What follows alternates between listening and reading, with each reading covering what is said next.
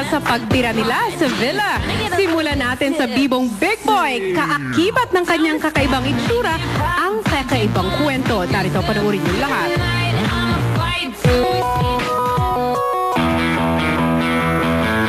Smooth talker at swabing dumiskarte ang palangiting si Joe. Paglalaro ng basketball sa eskwelahan ang naging daan upang makilala at kahangaan. Pagsasayaw at pagkanta rin ang nakahiligan sa labas ng court.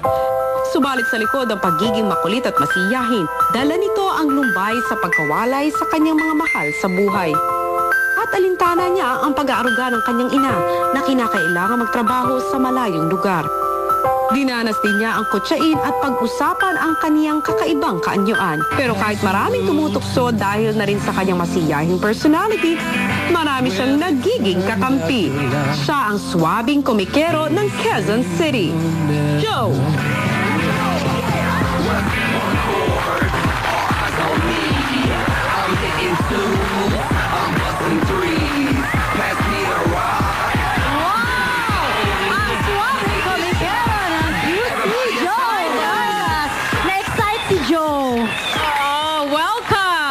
Ang rinig ko ha, parang swabe rin pala mga diskarte mo pagdating sa mga chicks.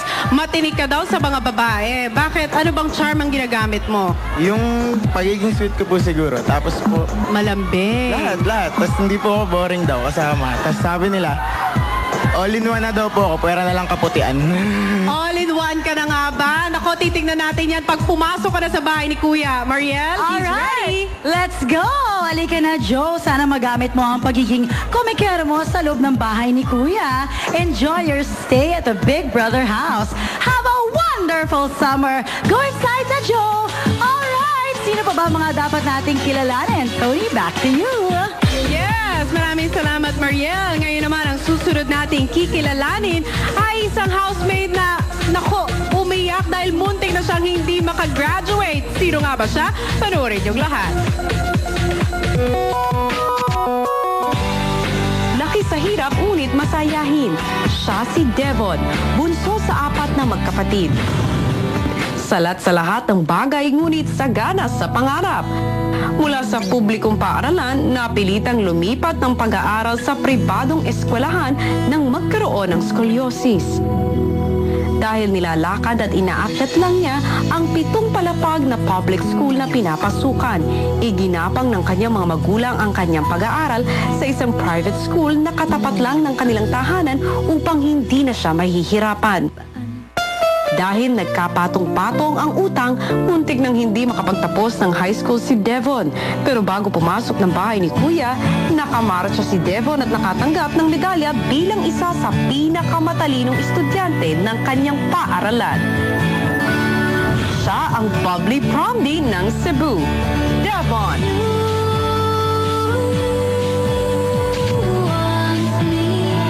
Mga kapamilya, ang bubbly promdi ng Cebu, Devon!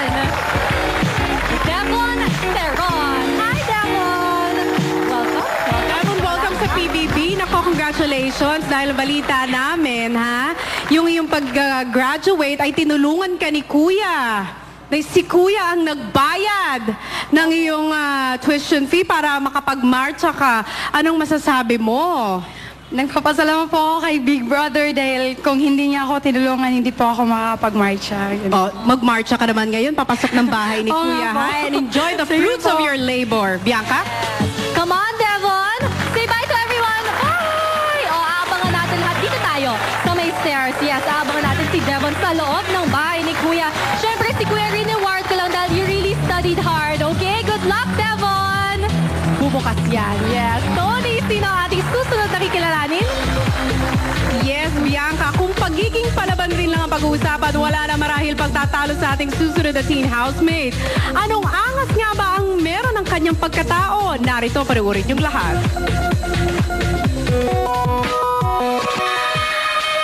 Ipinanganak sa San Pablo, Laguna ang tigasing housemate na si S-Love. Nang malulong sa masamang bisyo ang ama, tuluyan ang nawasak ang kanilang pamilya.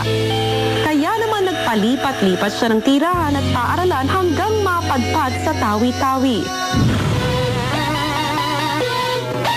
Aminado siyang lumaking pasaway at nagkaroon ng mga bisyo. Pero sa gitna ng mga ito, hindi siya tumigil sa pagpupursige para makatulong sa ina.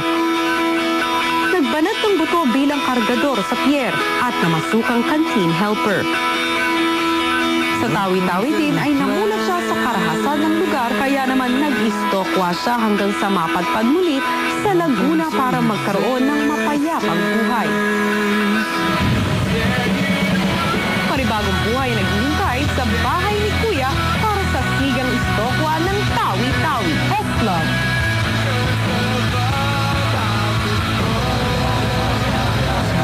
Go, hey, love mama, I can transform ya. No, I can't dance, but I can dance on ya. Ang sigang stokwa ng tawi-tawi, Eslog Briones! Hi!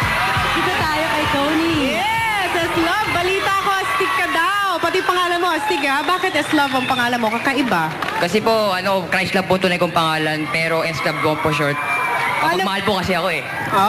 Mapagmahal ka kaya Eslove.